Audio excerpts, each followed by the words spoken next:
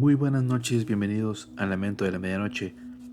Seguimos conectando distintos relatos a través del tiempo. Hoy les traemos el relato de la familia de Gaby y los sucesos que les pasaron a su abuela y a su padre mucho antes de que ella naciera. Mamá, otra vez el señor está tocando en la ventana. Mamá, ¿le abro la puerta o no?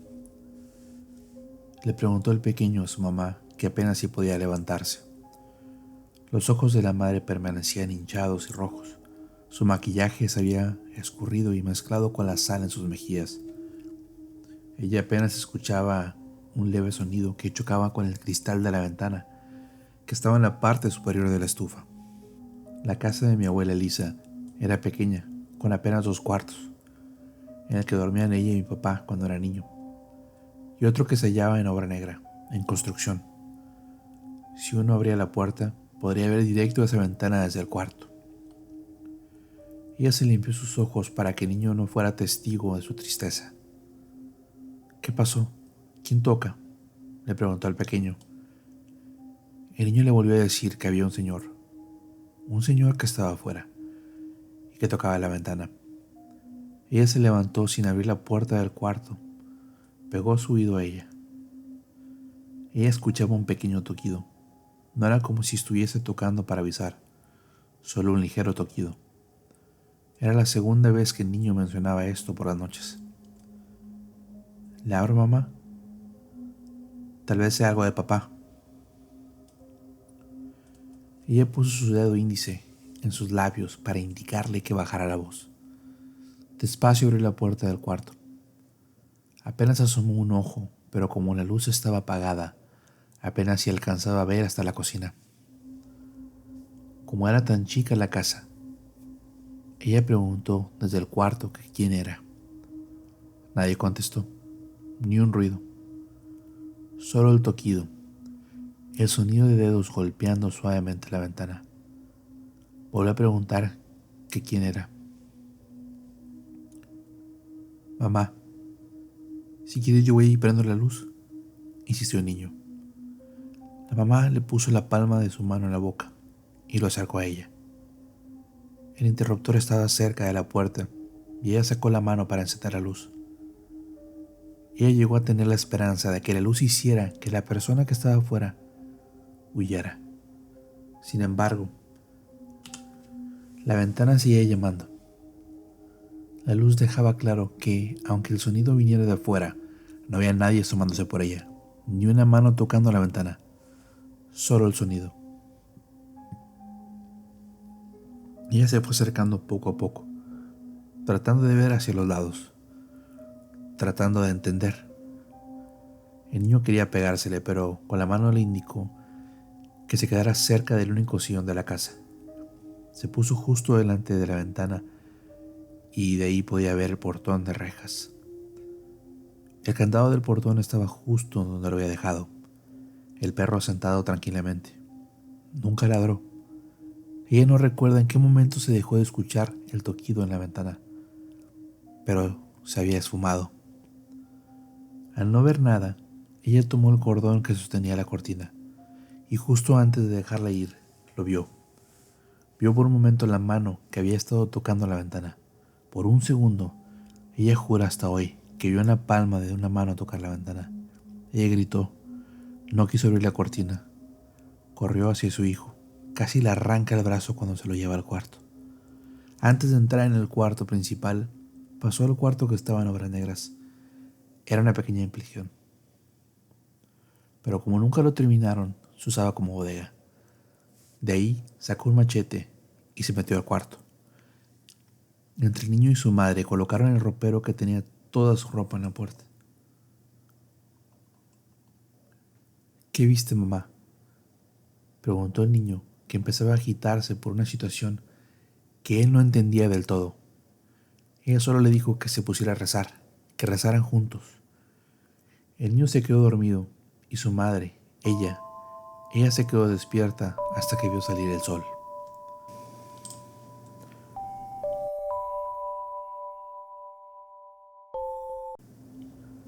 Mi abuela Elisa trabajó por un tiempo en una de las pocas tiendas de abarrotes de la zona. El plan era que fuese un trabajo temporal, uno en el que solo pasaría el tiempo hasta que su esposo, mi abuelo, llegara y se acomodara en Estados Unidos. Antes de irse a casa, marcaba desde una caseta a un familiar en el norte. Era de diario verla colgar el teléfono con lágrimas en los ojos y acabando la conversación con: está bien, no se preocupen, avíseme cuando llegue ya con ustedes. Ella solía tomar una siesta durante el cotidiano trayecto que tomaba de su trabajo a su casa en su pequeño pueblo de Numarán. El chofer del transporte público era siempre amable y le avisaba un par de minutos antes de llegar. En el tiempo que mi abuela y mi padre sufrieron estos sucesos, ella solía dormir muy poco porque siempre soñaba con lo que había sucedido esa noche. Se levantaba siempre con el corazón muy acelerado. El atardecer pintaba todo de un tono naranja y ella no podía cerrar sus ojos. El ocaso del sol no la dejaba descansar y los pozos del escaso pavimento terminaban el cometido. Ella ansiosa de llegar a su casa. Ahí estaba su suegra, mi bisabuela. Desde que mi abuelo había cruzado hacia el norte, mi bisabuela se había ofrecido a acompañar a mi abuela. Ambas se daban la esperanza que en ocasiones carecían. Mi bisabuela siempre se ofrecía a cuidar a mi papá, Raulito, y ayudarle con el quehacer. Mi abuela vio antes de llegar a la entrada por la ventana que daba a la cocina, recordando el sonido que había escuchado esa noche, pero solo vio a través de ella y dio con su suegra que seguía en la cocina preparando la cena. ¿Cómo está, suegra? ¿Cómo estuvo el niño hoy?, preguntó mi abuela. Todo bien, mijita. Allá anda en el cuartito de afuera. Andaba jugando con no sé qué. Luego vino al cuarto y sacó unas cosas, contestó mi bisabuela mientras batía el guisado. La abuela no le puso más atención al detalle y se sentó en el sillón. La bisabuela le recordó que tenía que hacer la oración para evitar el regreso de esos toquidos en la ventana. También una segunda oración por aquel que se había marchado en busca de un sueño.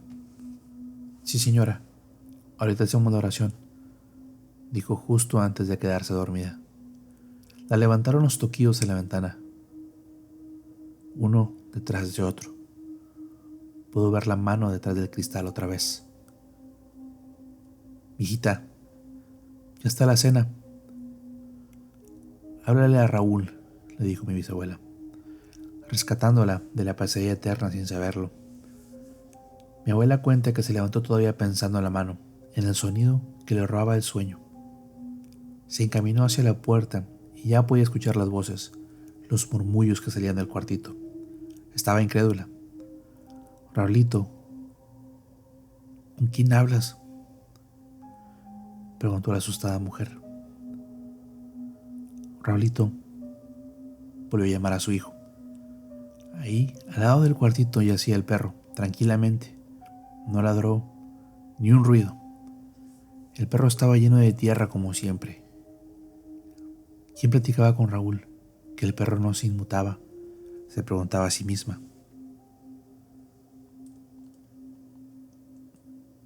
Ella dio unos pasos hacia adelante, pensando que sus nervios le hacían perder la cordura. Sin embargo, aquellos ojos que ya parecían haber aprendido a lidiar con las lágrimas diarias, hoy se llenaban de otro tipo de llanto, uno de terror. Cada paso que daba parecía aumentar el volumen de los murmullos y susurros. Mi abuela se acercó sin hacer ruido.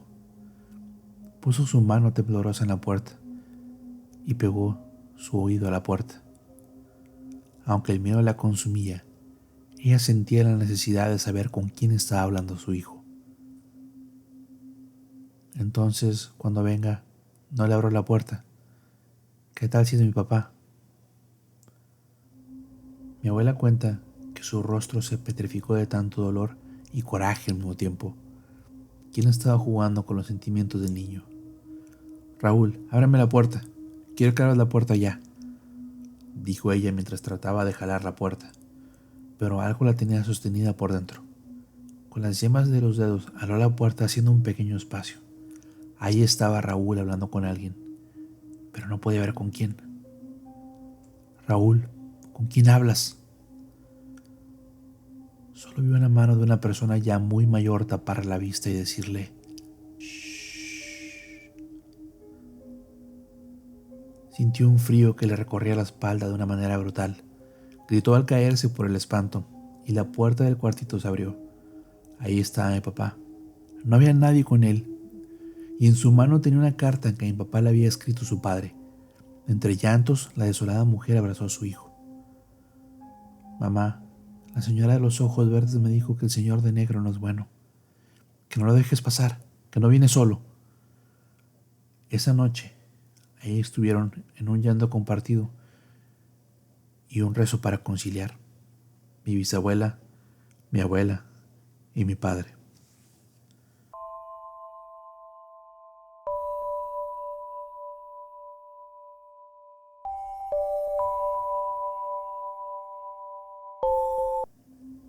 Cerca de las 8 de la noche se empezó a escuchar el ladrido del perro. El portón retumbaba porque el perro se arrojaba en contra de él para ahuyentar a lo que fuese que estaba allá afuera. La abuela estaba en su cuarto viendo la novela y la bisabuela ya se había marchado. Ya habían hecho la oración del día y mi papá se había metido a bañar.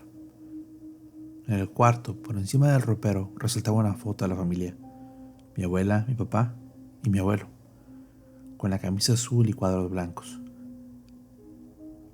Ella seguía descansando, tratando de relajarse después de un largo día de trabajo. Había noches en las que se escuchaba algo, pero volvía a dormirse o trataba de ignorar los ruidos que escuchaba. Lo del perro ladrando parecía ser una eventualidad más. De la nada, ese cuadro con los tres se cayó. Prácticamente voló del ropero hacia el suelo. Al levantarlo, escuchó una voz a lo lejos de la casa. Buenas noches, dijo un tipo. La abuela salió del cuarto para ver quién era la persona que llamaba a la casa.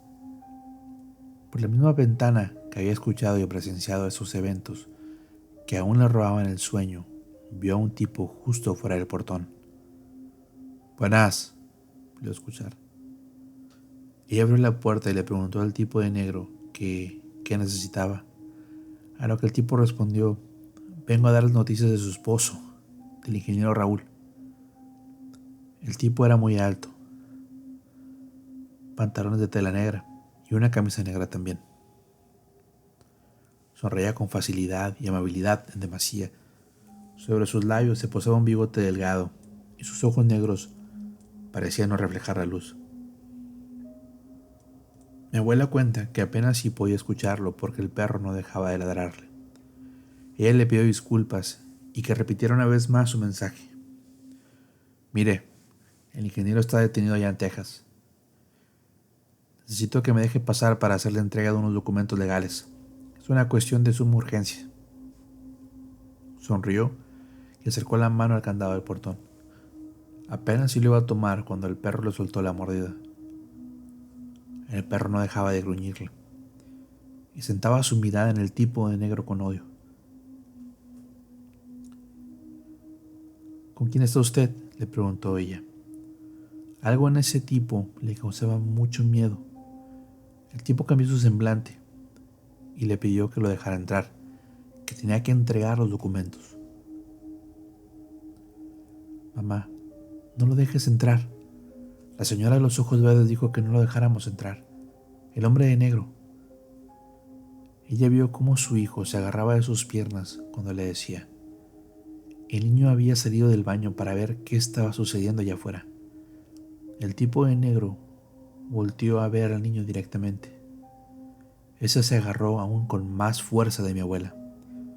Mijo, ¿no quieres ver a tu papá?, dijo el tipo de negro, clavando su mirada en el niño. Mi papá levantó su rostro, venciendo su miedo por unos segundos. El niño alcanzó a tocarle la espalda a su mamá para llamarle la atención. Mamá, hay alguien sin rostro detrás de él. Le está diciendo algo al oído, pero no tiene color ni cara, mamá. Dile que se vaya. Dile que se vaya. La señora de los ojos verdes dijo que él era muy malo. Mi abuela solo recuerda que le gritó unas groserías y le dijo que se largara, que se fuera de su casa. Ambos se resguardaron, pues no sabían quién era ese tipo ni sus intenciones. Tomaron el machete y se quedaron en la sala. Mi abuela vio que el tipo se quedó fuera del portón sin moverse por media hora, solo sonriendo por detrás de las rejas. El perro siguió ladrándole, pero parecía no espantarse ni molestarse. Cuando ella regresó de acostar a mi papá, vio por la ventana, pero el tipo se había marchado. Igual esa noche no pudo conciliar el sueño.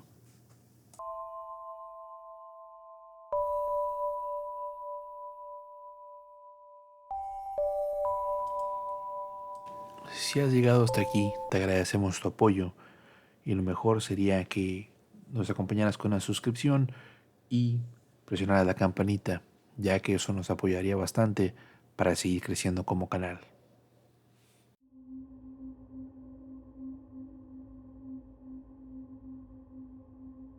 He acordado con el padre de la parroquia para que bendijera la casa.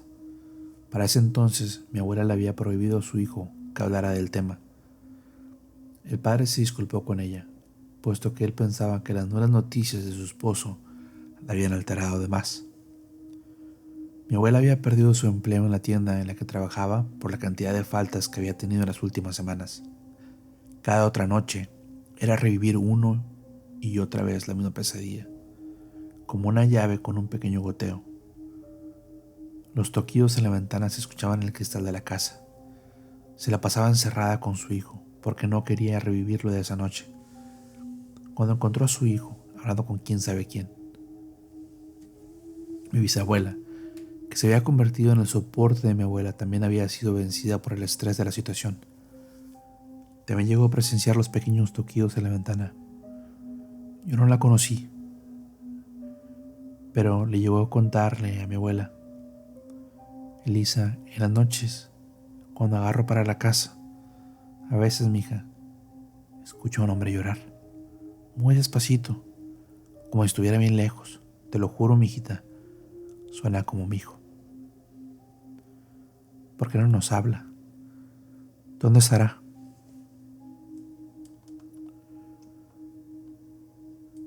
Mi abuelo era hijo único y mi bisabuelo había fallecido un año antes de este suceso.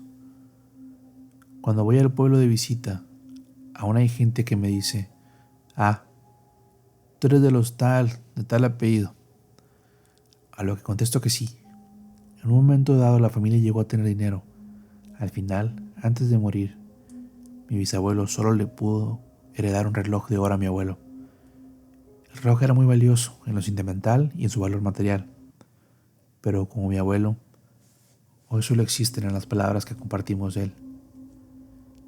Cada día son menos los momentos en los que compartimos aquellos detalles que nos ha robado el tiempo. El padre llegó esa tarde y aunque más gente del pueblo se ofreció a unirse en la bendición de la casa, mi abuela Elisa prefirió que solo fueran la familia: mi bisabuela, mi papá y ella. El niño prefirió refugiarse en su cuarto, pues se encontraba muy molesto con su mamá. El padre llevó a cabo la bendición y todo el proceso sucedió de manera normal. El padre acabó su proceso. Mi abuela sacó de una cajita para pagarle por los servicios. Las señoras lo llevaron hasta el portón para despedirlo y agradecerle por sus servicios. Él las presignó y les dio su bendición. Colocaron el candado en el portón de rejas negras. Pasaron por el perro, que nunca se enteró de nada al parecer, pensando que le habían dado fin a los días de pesadilla. Antes de entrar a la casa, mi abuela cuenta que el perro por fin se levantó de su lugar. Vio hacia el portón y empezó a mover la cola. El perro sostuvo su mirada fijamente en el portón. El viento meció el portón por un segundo. Ella cerró la puerta y pusieron la última agua para el café. Pero creyó escuchar la televisión. La casa no era muy grande y en un par de pasos pasó por el sofá. Dejó la taza de café en una mesita. No era solo una voz, eran susurros, voces hablando entre ellos, todas al mismo tiempo. Caminó hacia el cuarto, pero él no estaba ahí. se había metido en el cuarto que está en obras negras. Mi bisabuela apenas si conciliaba el sueño en el sofá cuando se percató de los sucesos. Ambas, al abrir la puerta, vieron que mi papá estaba hablando con una señora que escondía detrás de unas cajas apiladas. Mi abuela dice que soltó un grito y que mi papá se asustó. La señora desapareció, pero mi padre, el niño, empezó a hablar.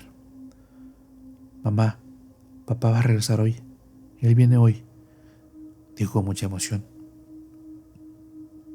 Mi bisabuela le preguntó a mi papá que quién había dicho eso, que con quién hablaba.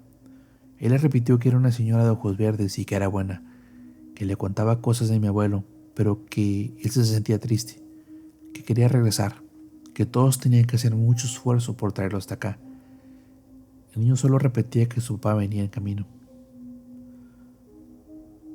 Papá le dijo, ella dijo que era muy importante que abrieran la puerta.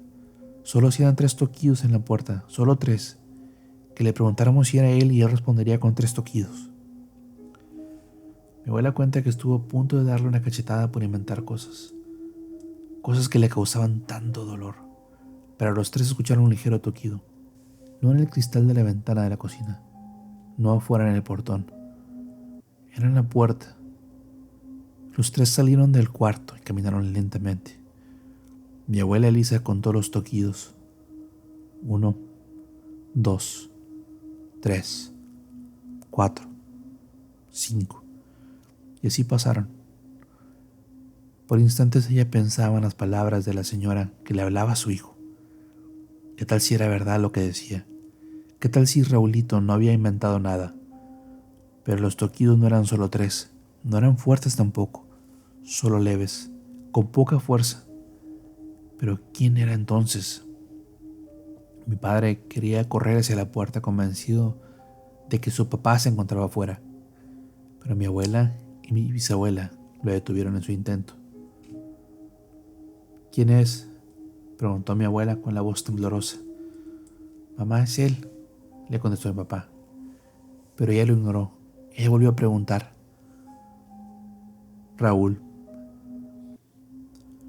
Tuvo que pausar porque las lágrimas le empezaban a ganar. Raúl, ¿eres tú?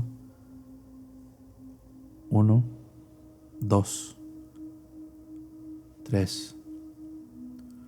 3 toquidos. Mi abuela abrió la puerta y vio al perro parado a un lado, moviendo su cola de lado a lado, viendo el espacio como si alguien estuviese ahí. Dice que no pudo contener sus lágrimas. Una sensación de resignación llegó a ella. Sintió una presión en su espalda, como si alguien lo hubiese abrazado. Por un instante, mi papá le dijo que vio a su papá, pero solo fue un instante. Mi bisabuela solo se quedó callada. Se sentó en el sofá y ahí se quedó toda la noche. No dijo ni una palabra.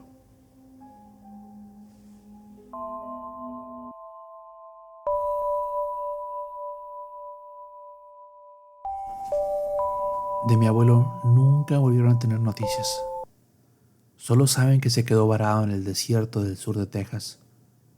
Nunca llegó. Mi abuela dice saber que él falleció. Cree firmemente en el que volvió con ellos esa noche. Nunca más volvieron a vivir algo similar. Mi bisabuela, la cual no tuve la fortuna de conocer, lloró por muchos días consecutivos. Era su único hijo, su orgullo, al cual ser ingeniero no le alcanzó en nuestra tierra. Ella vendió las últimas propiedades para ayudar a mi abuela y a mi papá para el pasaje y arreglarles en Estados Unidos. Mi padre es un hombre ejemplar, es muy callado y no cuenta mucho sobre su niñez. Cuando abuelita Elisa nos contaba esa historia, siempre se retiraba. La abuela cuenta que él se culpaba de niño porque por lo menos antes de abrir la puerta esa noche, la viejita de ojos verdes le contaba cosas de su papá. Le decía lo que el abuelo Raúl le quería decir. Hoy mi papá niega esa historia. Piensa que fue producto del dolor en ese momento, que no se acuerda mucho de eso. Yo pienso que prefiere no acordarse.